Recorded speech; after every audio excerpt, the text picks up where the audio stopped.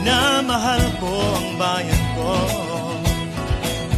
tinutupad ko ang aking mga tungkulin, sinusunod ko ang kanyang mga lituntunin. Tumatawid ako sa tamang tawiran, sumasakay ako sa tamang sakayan, tila di nakikipag-unahan, at di ako masiga-siga sa lansangan.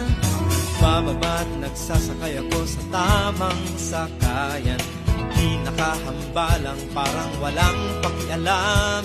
Pinagbibigyan kong mga tumatawid sa kalsada, humihinto ako pag ang ilaw ay pula, pagkat ako'y isang mabuting Pilipino.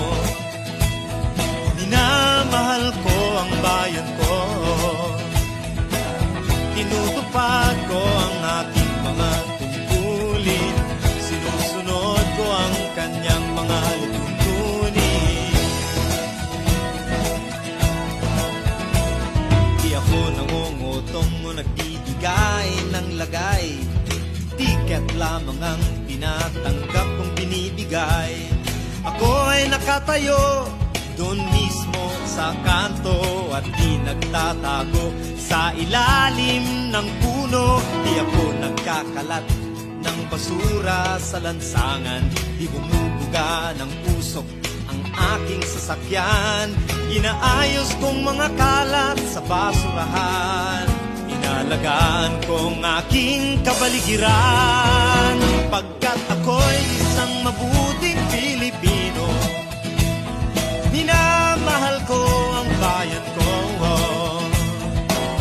tinutupad ko ang aking mga tungkulin, sinusunod ko ang kanyang mga lituntunin.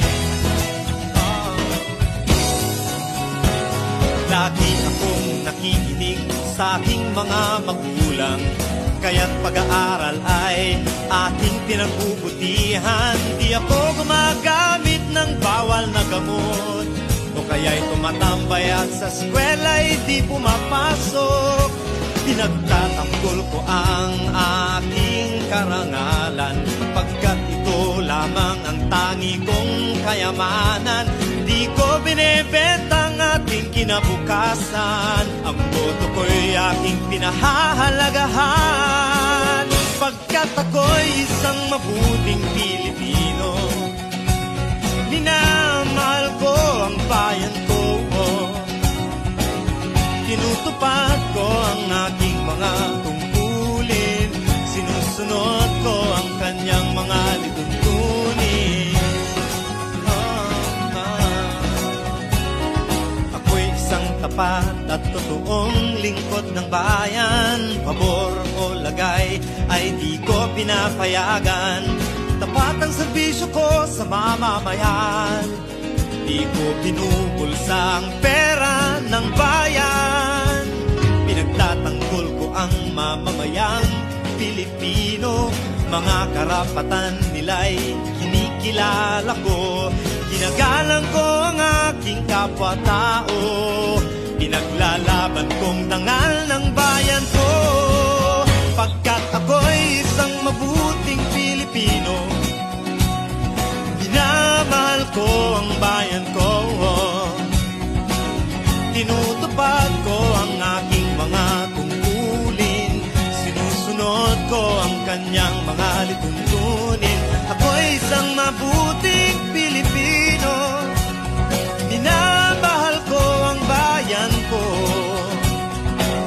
tinutupad ko ang aking mga tungkulin, sinusunod ko ang kanyang mga lituntunin.